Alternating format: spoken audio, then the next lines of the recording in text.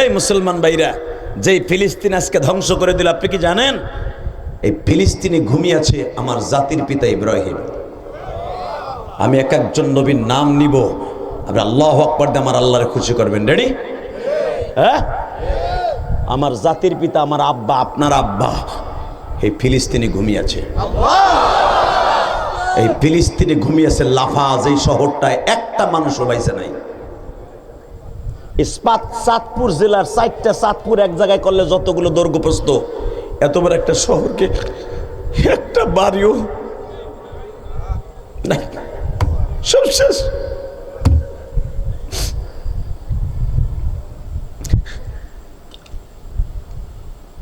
এই লাফায় জন্ম নিয়েছে ইউনূস আলাইহিস সালাতু ওয়াস সালাম। এই লাফার সাগরের পারেই হলো সেই নাইনুন গ্রাম, যে নাইনুন গ্রামে অজপাড়াগায় জন্ম নিয়েছে নবী ইউনূস আলাইহিস সালাতু ওয়াস সালাম। এই গ্রামে জন্ম নিয়েছে হযরত আইয়ুব আলাইহিস সালাতু ওয়াস সালাম। গাজায় জন্ম নিয়েছে ইয়াকুব আলাইহিস সালাতু ওয়াস সালাম। গাজায় জন্ম নিয়েছে ইসহাক আলাইহিস সালাতু ওয়াস সালাম। গাজায় জন্ম নিয়েছে ইউসুফ আলাইহিস সালাতু ওয়াস সালাম। কি মনে করেন ফিলিস্তিন রে? 15,000-এর উপরে নবী জন্ম নিয়েছে শুধু ফিলিস্তিনে। কারণ ফিলিস্তিনের সাথে কিয়ামত পর্যন্ত যুদ্ধ হবে, এটা আমার বিশ্ব নবী বলে গেছে। ফিলিস্তিনি মহিলাকে ইমানি জোর দেখছেন? গত সপ্তাহে একটা মহিলাকে ইসরায়েলি কুত্তা বাহিনী ধরে নিয়ে আসছে তাদের শিবিরে।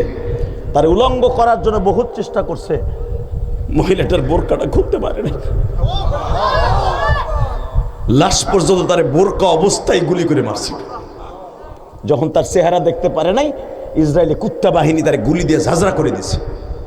গুলিতে শরীরটা ক্ষত বিক্ষত হয়ে গেছে, তবু তার নিজের সতীত্ব এবং তার ইজ্জত কোনো কুত্তা বাহিনীর হাতে লেলিয়ে দেয় না। চিন্তা করছেন গাজার মুসলমানের ঈমান কারে কয় মিয়া? কারণ এই গাজার মধ্যেই শত শত নবীর কবর পড়ে আছে। আল্লাহু আকবার জোরে বলতে পারলেন না? আল্লাহু আকবার আরো জোরে বলতে হবে, আরো জোরে বলতে হবে।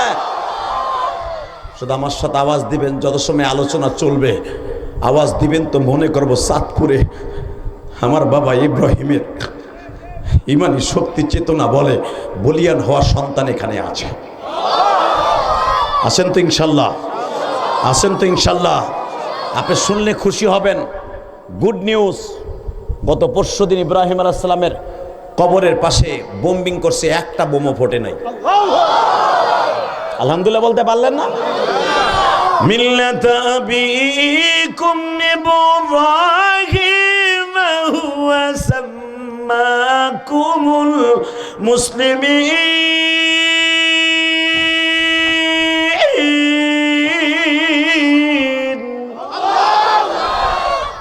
কোরআন তেলাওয়াত শুনে যারা আল্লাহু আকবার বলবেন, জীবনেও হার্টের রোগ সারাইতে পারবে না।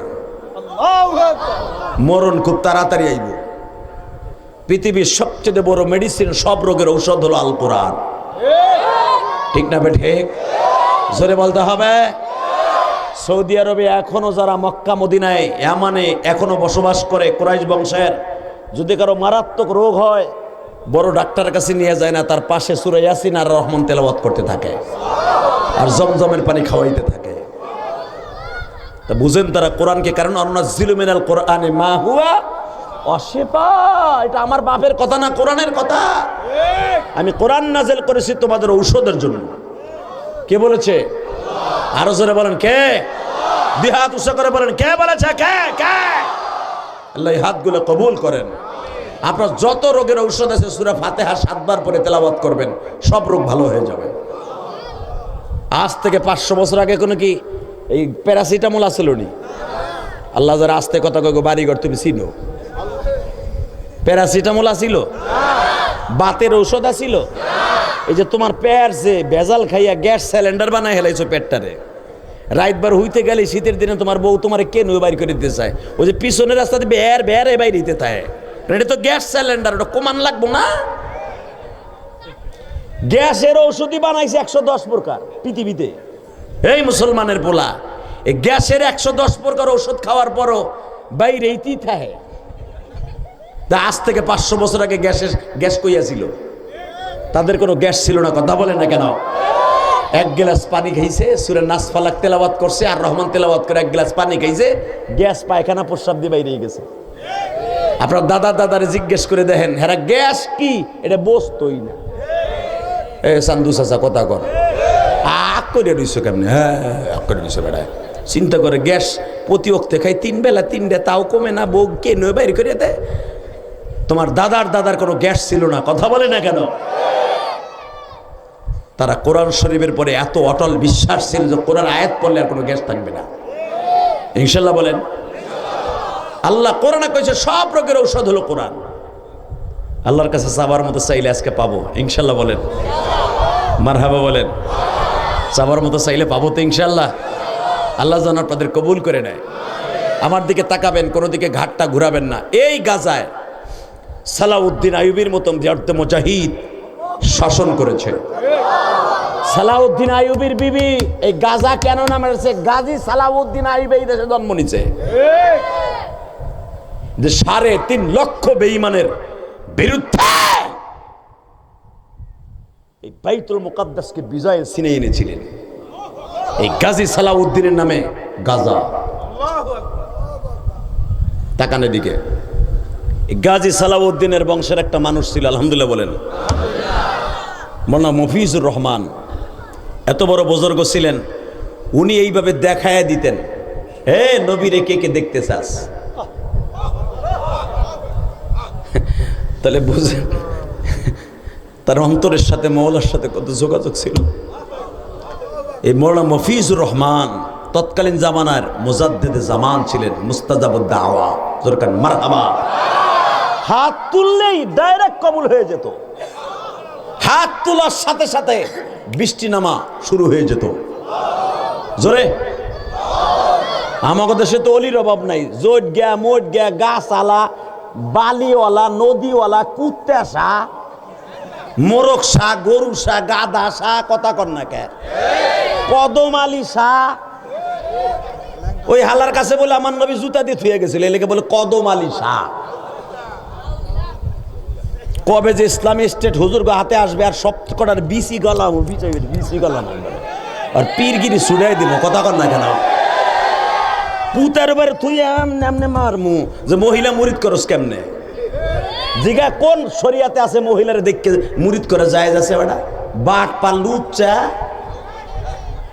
কথা কর না কেন? রাগ করতেছেন চাচা? আপনার পীরিরে মারতাছি, মারি শোনেন। তাকানের দিকে। সর্বময় ক্ষমতার মালিককে ওই আল্লাহ আছে না? পৃথিবীর কোন শরিয়াতে দেখাইতে পারবেন না কোন হক্কানি পীর কোন মহিলারে মুরিদ করা যায় যাচ্ছে। যাবা চরমোনাই, হে চান্দুগুলা তোর মুরিদ হওয়া লাগবে না, একবার যাবি চরমোনার। এই লক্ষ লক্ষ বেড়া 20-22 লক্ষ লোক চরমোনার মাঠে হয়, আজও পর্যন্ত একটা কোনো মহিলা দেখলাম না রাস্তায়।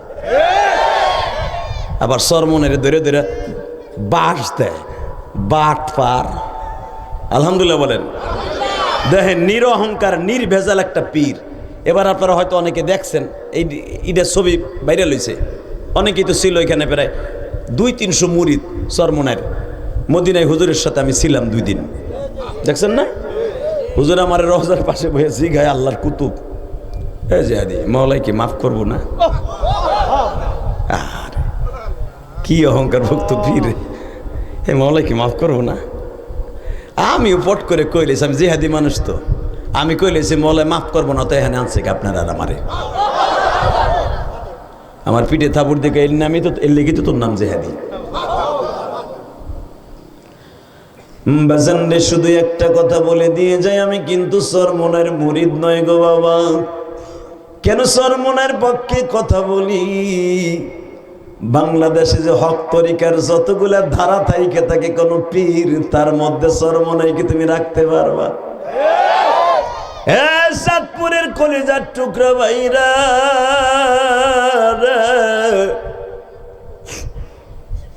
চরমোনার পীর সাহেবদেরকে দেখছো? কোনদিন আমি পায়জামা পড়তে দেখিনি।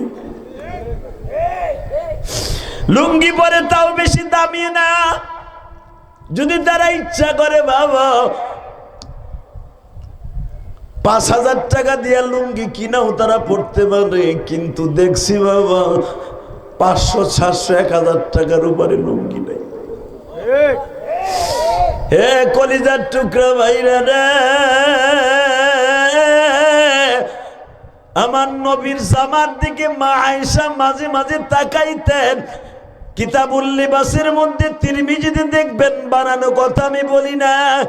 এই আমার উলামা একরাম ভাইরা তিরমিজির লম্বা চওড়া হাদিস আনাস ইবনে মালিক বলেন, আমি একদিন বিশ্ব নবীর পিছনে আসরের নামাজ পড়তাছি, আমি দেখি আমার নবী 1 সপ্তাহ ধরে একটা জামাই গায়ে দেয়।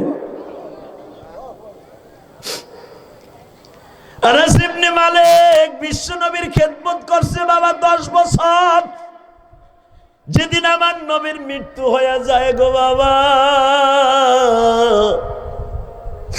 আনাস ইবনে মালিক রে ডাইকা ডাইকা কয়, আনাস রে, আনাস আমি তোরে কি দিয়ে যাব?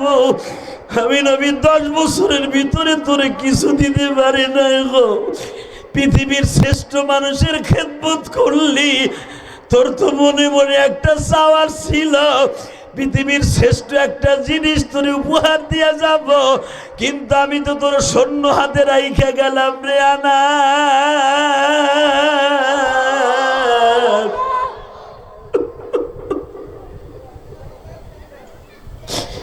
কিন্তু আমি বলে গেলাম রে আনাস, তোর সম্পদ একদিন পরে খাবে। বুখারীতে দেখবেন আনাস ইবনে মালিক ওমরের জামানায় বাবা রেশমের কাপড় দিয়ে নাক পরিষ্কার করতেন। এত সম্পদ দান করছিলেন আনাসকে। জোরে জোরে জোরে জোরে জোরে জোরে জোরে জোরে, হ্যাঁ জোরে জোরে জোরে জোরে তাকাও এইদিকে। আনাস ইবনে মালিকের মা, আনাসরা 7 ভাই ছিল, 2 বোন ছিল। আলহামদুলিল্লাহ বলেন। আনাস এতিম ছিলেন, 7 ভাই, 2টা বোন রেখা, এই 9 ভাই বোন রেখা তার বাবা মারা গেছে। আনাস ছিলেন 6 নাম্বার ভাই। যেরকম মারহাবা। 1 বছরের ছোট বড় সবাই। হে মুসলমানের পোলা, ওই জামানায় তার মায়া বরিয়া ছিল না, আর ট্যাবলেটও আসিন, ওই খাইয়া বন্ধ করব। কথা কন না কেন? আল্লাহর হুকুমে আসলে আসেই দিত। এই যে অনেক চাচা আছেন, 11 ভাই, 10 ভাই, 7 ভাই, ঠিক না বে ঠিক? সম্পদ পাইছেন জিনাইর মতো, এখন দেখেন সেই বাড়ি বিল্ডিং। আরে এখন বিল্ডিং থুয়া যায় বাপে, বিল্ডিং এর মধ্যে থাকে, 1 লাখ টাকার খাটে ঘুমায়, এরপরও দুবগা। কথা কন না কেন? পোলা একটা সাথে যে ইয়াবা খায়, ইয়া আব্বা। কথা কন না কে?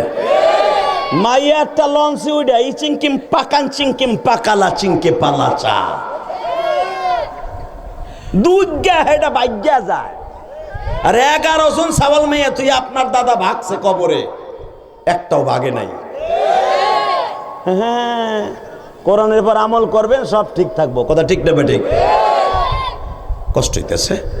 আমার পরে 1 গাদা বক্তা আছে, শুধু আমার দিকে তাকাবেন, কোনো দিকে ঘাটটা ঘুরাবেন না। সব কিছুর মালিককে 9 ভাই বোন আনাসরা। আনাসের মা একদিন হিজরাতের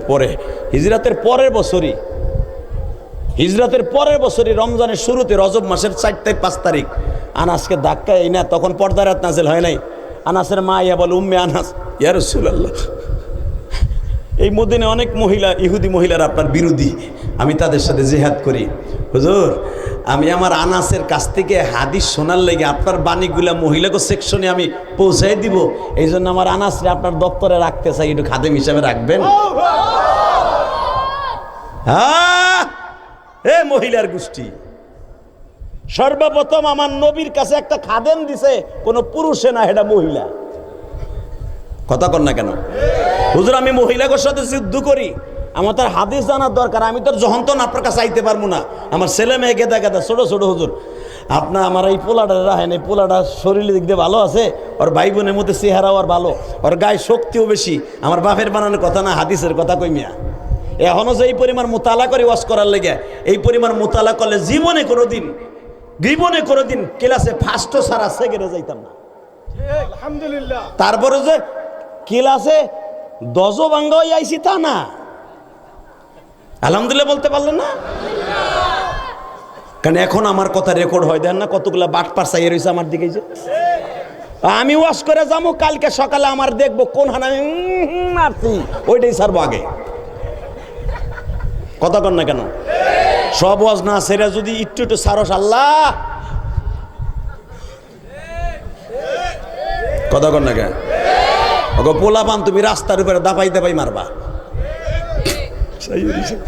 ঠিক ঠিক, আপনার কথা ব্যঙ্গ করেনি, করে তো আমাগই দুঃখের কলিজা ফেটে যায়। কারণ এখন কোনো মিডিয়া আনতে মন চায় না। হাফিজুর রহমান সিদ্দিকী কবে কি কইছে ছাতা হ্যার মনেও নাই, এই বাটপার গো মনে আছে, ওইটা কাটিং করে করে ছাড়ছে। কথা কন না কেন? কবে কইছে কি আওয়ামী লীগের পক্ষে? আমার মনে হয় 2013 সালে কইছে, হেডারে ছাড়ছে। লাগাইছে কি হাফিজুর রহমান সিদ্দিকী আওয়ামী লীগের দালাল। তার মানে এটা কইলি তো আরে বাস দিতে পারবে, বুঝেন না? বাস তুমি দিতে পারবা, মৌলাই যদি না দেয় কিচ্ছু করতে পারবা না। কবে আমি কইছি শাশুড়ি শেখ হাসিনা বাটপারে বাটপারে ওইটাই সারে। তুই কইলি কি হবে? সবাই জানে যে বাংলাদেশে ক্লান্তি লগ্নে উলামা একরাম যখন জেলখানায়, বাংলাদেশে যদি হুঙ্কার কেউ দিয়ে থাকে আওয়ামী লীগের বিরুদ্ধে একমাত্র ইলিয়াস রহমান জেহাদি দিছে। ওইটা ছাড়বো না, ছাড়বো যে শাশুড়ি কইছি। আরে শাশুড়ি কইছি তো পিঠ বাঁচানোর লাইগা, যে সবে যদি ভিতরে থাকে বাইরা বুলেটিন মারবো, কেটা মগরবো আর আমি। কথা কন না কেন? শাশুড়ি কইয়া তেল দিতাম, পরে আওয়ামী লীগের বাটপার গুলার বহায়া দিতাম, কারণ শাশুড়ি না করলে তো লাভ দিয়ে উঠবো। কথা কন না কেন? একসাথে বলতে হবে সর্বময় ক্ষমতার মালিককে। ওই আল্লাহ এখনো আছে না? আছে আছে। এবার যদি আস্তে কথা কাউ লুলো হইয়া মরবা, রেডি? ওই আল্লাহ আছে। সর্বপ্রথম আমার নবীর জন্য একটা খাদেম আইনে দিছে, যার ওজুর পানি আইনে দিল সে জান্নাতি। আরে সরমনের খাদেম যেগুলা, পিসাবের শায়েকের খাদেম, যে হেরে যদি আমরা এত ভক্তি করতে পারি, বিশ্ব মানবতার শান্তির দূত, যার চরিত্র সম্পর্কে কোরআনে আল্লাহ কি বলেন আমি এক একটা আয়াত পড়ব, সব শক্তি দিয়ে আল্লাহু আকবার বলবা। রেডি? লাকাদ কানা লাকুম ফি রাসূলিল্লাহি উসওয়াতুন হাসানাহ ওয়া ইন্নাকা লাআলা খুলুকিন আযীম وما أرسلناك إلا رحمة للعالمين।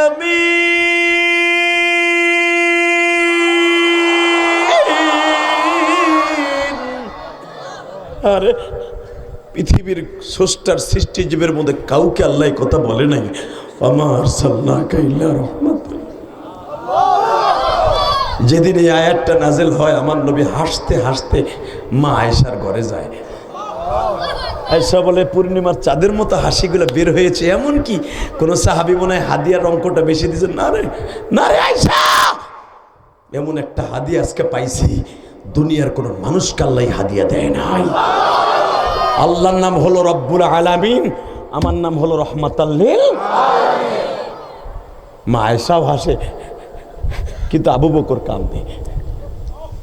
নবী বলে, আবু বকর তুমি আমার খুশির সংবাদ, সে খুশিও নাই। নবী গো, কিছু কিছু কান্না আছে শুই না হাসে, আর কিছু কিছু কান্না আছে অনেক আনন্দে কান্দে। পৃথিবীর কোনো মানুষকে আল্লাহ এইভাবে বলে নাই, আমার জামাইকে আল্লাহ এত বড় একটা লোক দান করছে। রহমাতুল আলামিনের শ্বশুর আমি।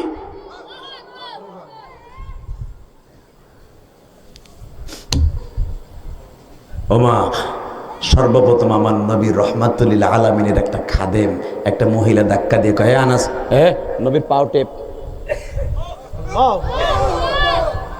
আরে ওইটা যদি আমি পাইতাম রে, এই রফিকুল ইসলাম যদি পাইতো, ছোট্ট ভাই রফিক, ওর বাবা একজন বড় পীর, আলহামদুলিল্লাহ বলেন। ওর বাবা একজন হক্কানি পীর, চরমনের তরিকার। ওর বাবার বয়ানের ভিতরে আমি মাঝে মাঝে শুনি উঠিবে।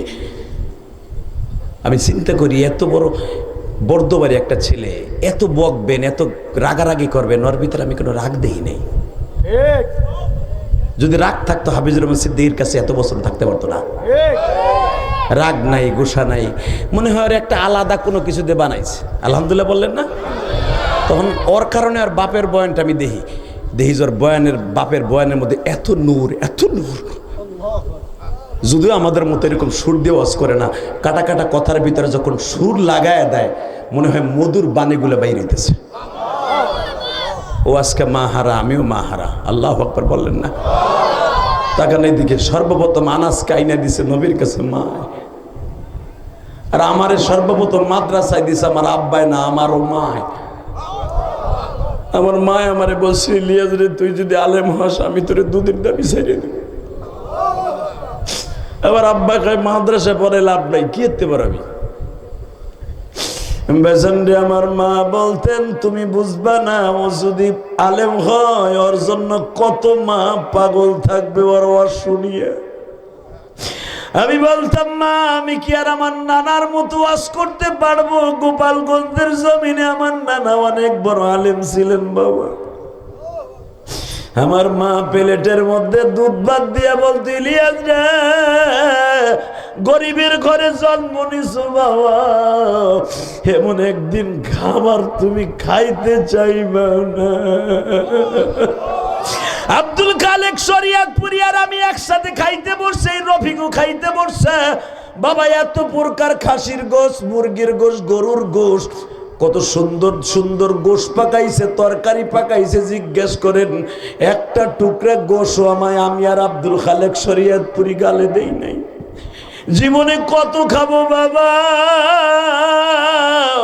তলে আমার মার কথা মনে পড়ে গেছে, ইলিয়াস রে জীবনে খাবারের কষ্ট বাবার ঘরে করলি, এমন একদিন আসবে তুই যদি আলেম হস জীবনে খাবার খাবি না।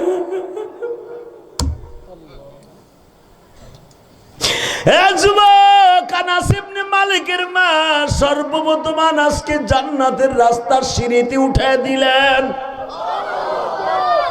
আমাদের যারা আলেম বানাইছে দেখবেন এই উলামা একরাম সর্বপ্রথম মাদ্রাসায় মা আগায় দিছে। মা পাঞ্জামিটা ধুইয়া দিত, লুঙ্গিটা ধুইয়া দিত। মা যত্ন করে আমার অন্য ভাই বোনের লুঙ্গিটা ভালো করে ধুইতো না, আমার লুঙ্গিটা খুব যত্ন করে মা ধুইতো। কেন জানেন? গ্রামের বাড়িতে তো আর কাজের বুয়া নাই বাবা, যত্ন করে ধুইতো। মা জানতো 1 মাস পরে আবার আইব, ও তো আর ঠিক মতো জামাটা লুঙ্গিটা ধুইতে পারে না। মা সুন্দর করে ধুইয়া বালিশের নিচে রাইখা দিত। ইস্তারি করিয়া মা ব্যাগটা সাজায় দিয়া বলতো, ইলিয়াস রে এমন একদিন আসবে মার কথা মনে করে কানবি, কিন্তু মারে পাবি না।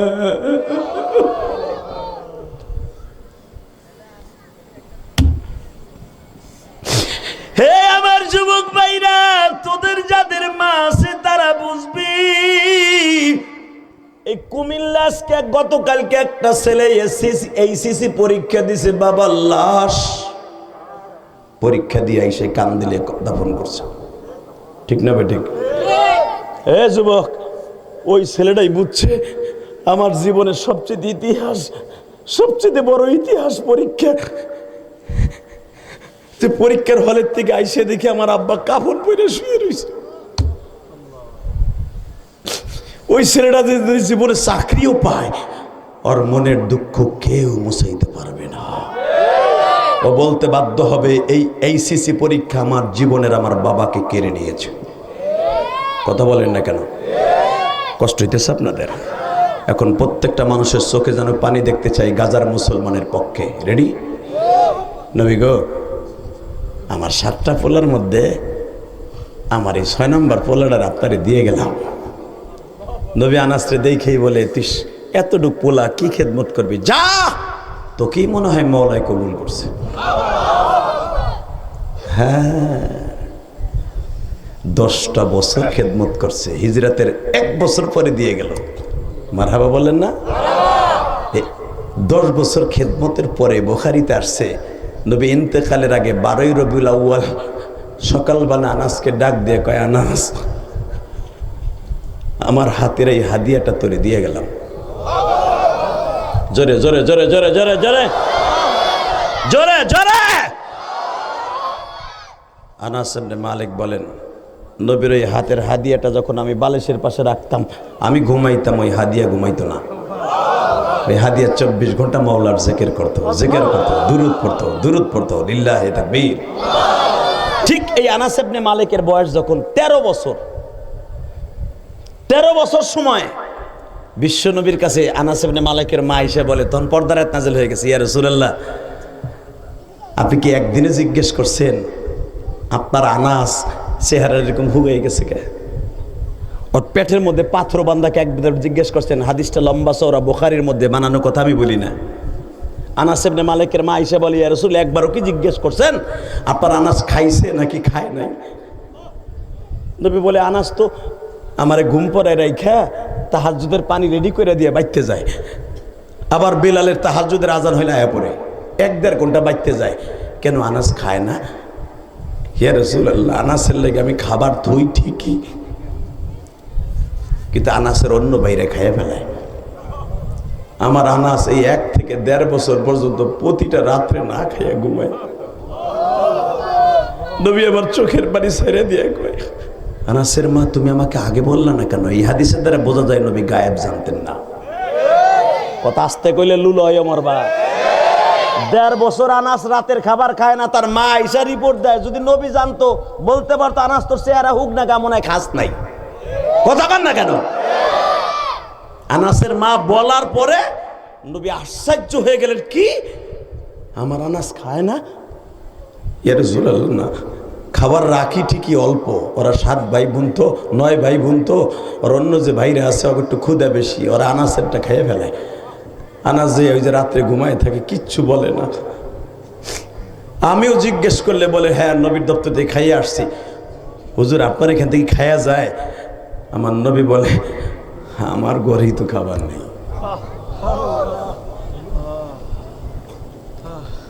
বাজান দেবেন আমার দিকে তাকাবেন আর চোখের পানি ছাড়বেন। আনাসের মা বলি, ইয়া রাসূলুল্লাহ তাহলে কি একটু কথা আমার শুনবেন? বলেন। ইয়া রাসূলুল্লাহ আপনি তো রহমতের ভান্ডার, ওয়া মা আরসালনাকা ইল্লা রাহমাতাল লিল আলামিন। নবীজি আপনি যদি একটু দোয়া করে দিতেন, মনে হয় আনাসের সম্পদের ব্যবস্থা আল্লাহ করে দিত। আমার নবী বলেন, আমি কি দোয়া করব? আপনি দোয়ার দরখাস্তের ভান্ডার, আমি নবী আমিন বলে দেব। আপনি যা যা দরকার আনাসের পক্ষে আপনি দরখাস্ত সাবমিট করেন। বুখারীতে আসছে, আনাস ইবনে মালিক বলেন, আমি নবীর পিছনে বসা, ইন দি মিন টাইমে আমার মায়ে হাত তুলছে, তাকানে দিকে, এই যুবক তোরা যারা মায়েরে কষ্ট দেস, মায়েরে কষ্ট দিয়ে এক সেরির লগে প্রেম করে সেরি ঘরে আইনার পরে বারে বাড়িতে বাইর করে দেস, তোর মতো হারামি আল্লাহর জমিনে একটাও নাই। কথা বল না কেন? সুন্দরী দলা একটা কুমড়া বউ পাইয়া মায়েরে ঘরের তে বাইর করে দেস। 2টা পাও ধরে বলে যায়, যুবক দেখ মা কারে কয়, মা কত বড় মেডিসিন, দেখ তোরে বড় লোক বানাবার কত বড় মেডিসিন তোর মা।